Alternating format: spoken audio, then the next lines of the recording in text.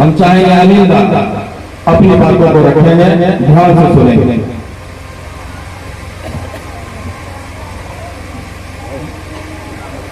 संजय अध्यक्ष जी, मंच संचालन करता भाई बलराम जी, हम सबके सम्मानित नेता शिवदा भाई सुरेश जी, जितेंद्र जीतू जी, ऑल इंडिया स्टूडेंट फेडरेशन के जिला सचिव भाई राकेश जी, सहायक जिला सचिव अश्वथ कुमार बालाजी, भाई रोशन जी, ऑल इंडिया स्टूडेंट फेडरेशन के नेता भाई शबाब जी, नूरुल जी, और आप सब हजारों साल नरगिस अपनी बेलूरी पे रोती है, बड़ी मुश्किल से होता है चमन में दीदावर पैदा।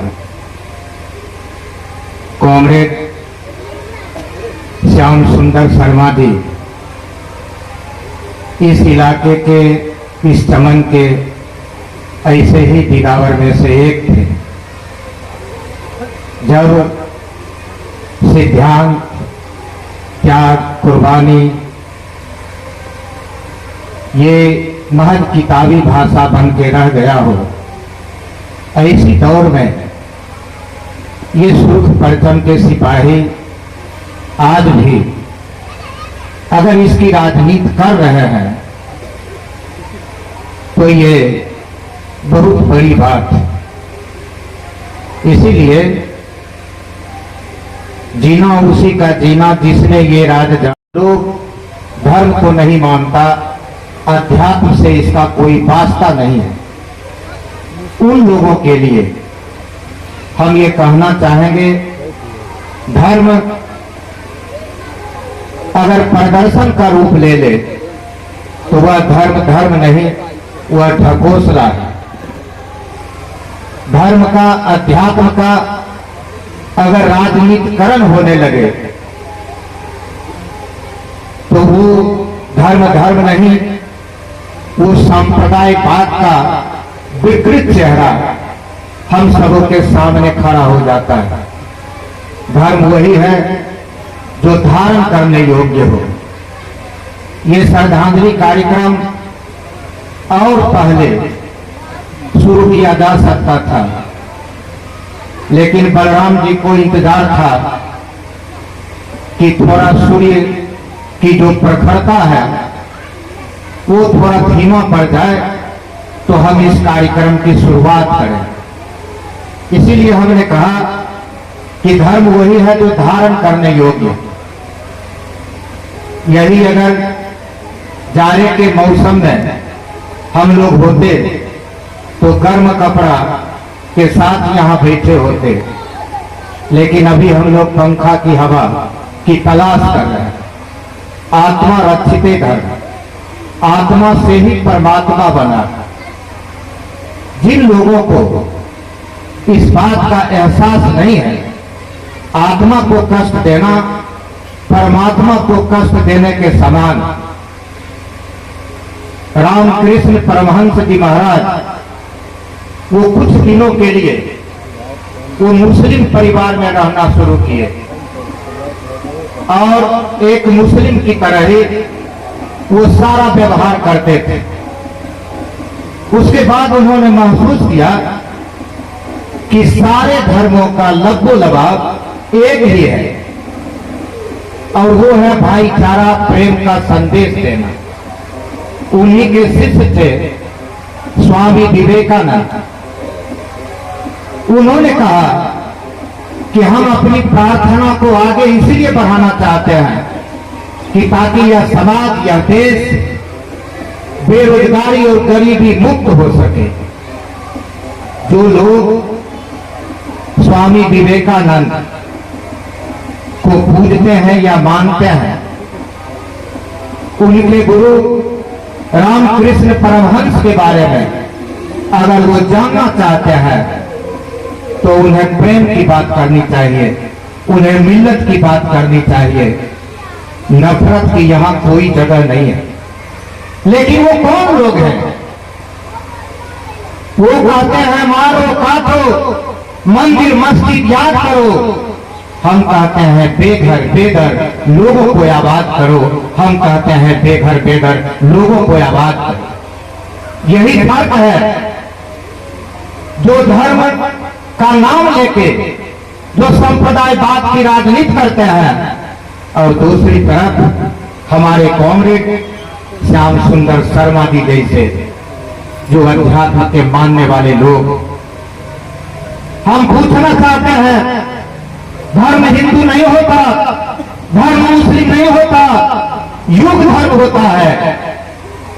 जब हम रामायण की बात करते हैं, राजा राम की बात करते हैं, तो एक तरफ महाराज दशरथ प्रत्यक्ष या अप्रत्यक्ष रूप से वो आदेश दिए हो या ना दिए हो, लेकिन मर्यादा पुरुषोत्तम श्री राम बन जाने के लिए वो कटिबद्ध हो जाते हैं।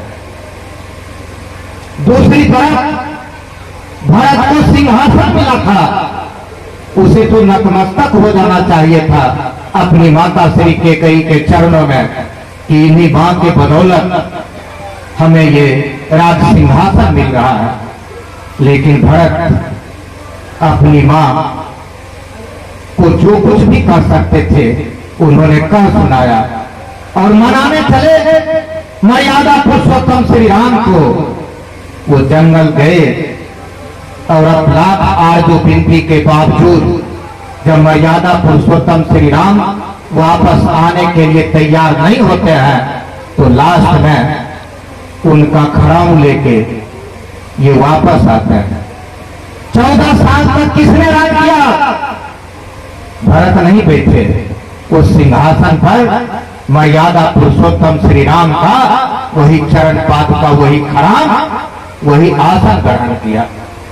हम चर्चा इसीलिए कर रहे हैं कि एक तरफ राज सिंहासन राजपाट फुटबॉल बन जाता है। मर्यादा पुरुषोत्तम श्री राम कहते हैं ये भरत पिताजी के आदेश को तुमको मानना चाहिए और राज सिंहासन तुम्हारा इंतजार कर रहा है, तुमको ग्रहण करना चाहिए। और दूसरी तरफ भरत कहते हैं आप हमारे बड़े भाई हैं और ये हमारी कुल की रीति है, इसलिए राज सिंहासन के हकदार आप हैं। भरत किसी कीमत पर उस राज सिंहासन पर नहीं बैठ सकता। यानी राज सिंहासन फुटबॉल बन गया दो भाइयों के बीच। और वही राज सिंहासन एक दौर में आके महाभारत का रूप ले लेता है और श्री कृष्ण भगवान के मुंह से यह कहलवाया जाता है कि अन्याय सहकर बैठ रहना यह महादुष्कर्म है, न्यायार्थ अपने बंधुओं को दंड देना धर्म है। आप किस धर्म की बात करते हैं? हमने युग धर्म की चर्चा की।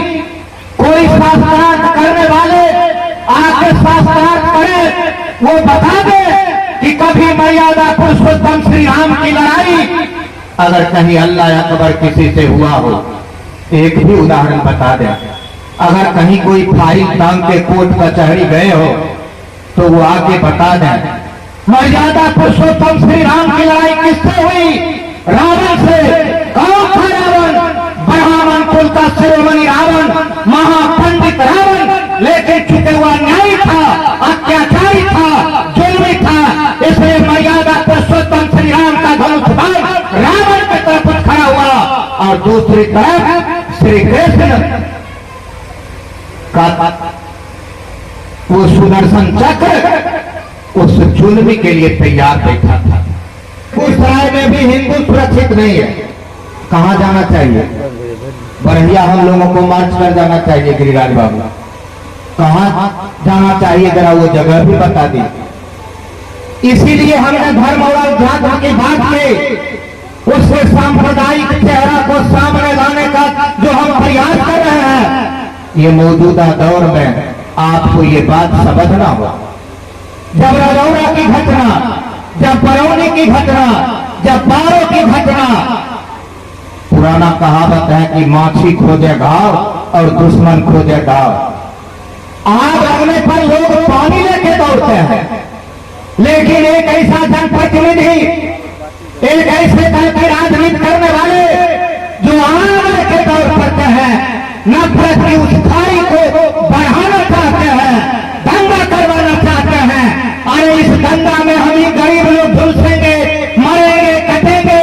गिरिराज बाबू के बेटा और भतीजा अमित शाह जी का बेटा जैसा वो अपना संपत्ति कई गुना बढ़ाने में लगा रहेगा। राजनाथ बाबू और नरेंद्र मोदी का खानदान का कोई लोग जलने नहीं आएगा। जलेंगे हम, मरेंगे हम। राजनीति की रोटी सेकने का काम करेगा वो। इसीलिए हमने कहा कि वो कहते हैं मारो काटो, मंदिर मस्जिद याद करो, हम कहते हैं बेघर बेदर लोगों को आबाद करो। यही फर्क है कॉमरेड श्याम सुंदर शर्मा जी के राजनीति में और बाकी वैसे लोगों की राजनीति। बेरोजगारी की बात नहीं करेंगे, महंगाई की बात नहीं करेंगे, भ्रष्टाचार की बात नहीं करेंगे। इसीलिए कि वो दौर चला गया जब टीवी के सामने बैठते होंगे तब भी, जब अखबार का पन्ना पलटते होंगे तब भी बहुत हुई महंगाई की बात। अब की बार मोदी सरकार अब सुनाई देता है। अब कोई अखबार वाले पूछते हैं कि ये तो बड़ा जोर जोर से आप नारा लगाते थे, अखबार का पन्ना भरा रहता था, टीवी के सामने जब भी बैठते थे यही सुनाई देता था, बहुत हुई महंगाई की मार। अब की बार मोदी सरकार, तो अब क्या हुआ महंगाई? अब तो ये सवाल नहीं रह गया, इसलिए कि पेट्रोल का दाम तो बहुत घट गया, डीजल का दाम भी घट गया, जीवन रक्षक तमाम दवाई में तो अब कहीं से पैसा देना भी नहीं पड़ता है, अब तो वो मुफ्त में मिलने लगा। और भ्रष्टाचार नाम की तो कोई चीज है ही नहीं, और बेरोजगारी तो मानो अब खोजने से भी नहीं मिले। अरे ये तमाम चीज जब छलांगे मार रही है, महंगाई बढ़ेगी, भ्रष्टाचार बढ़ेगा, बेरोजगारी बढ़ेगा, अपराध बढ़ेगा। उसी रेशियो में हिंदू और मुसलमान के बीच नफरत की भी खाई पैदा। इसलिए जब यह सारा विकल्प जब उनके सामने समाप्त हो जाता है, जब इन मुद्दों को लेके वो आपके बीच नहीं आ सकते हैं, तो उनके लिए एकमात्र रास्ता बचता है कि अब हम वोट कैसे लेंगे। तो वोट हमको तब मिलेगा जब हिंदू और मुसलमान आपस में जब यह लड़ेगा, तो आराम से हम हिंदू का ठेकेदार बन के, इसलिए कि हिंदू तो बहुमत में है, तो हम फिर सिंहासन पर विराजमान हो जाएंगे।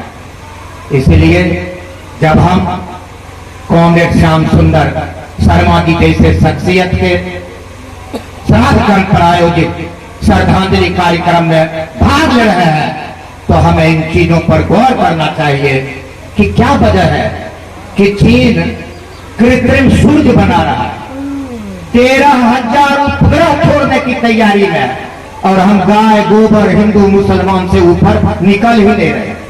हम आज भी कोरोना भगाने के लिए ताली और थालियां बजाने का काम कर रहे हैं, शंखे बजाएंगे, घड़ी घंटे बजाएंगे।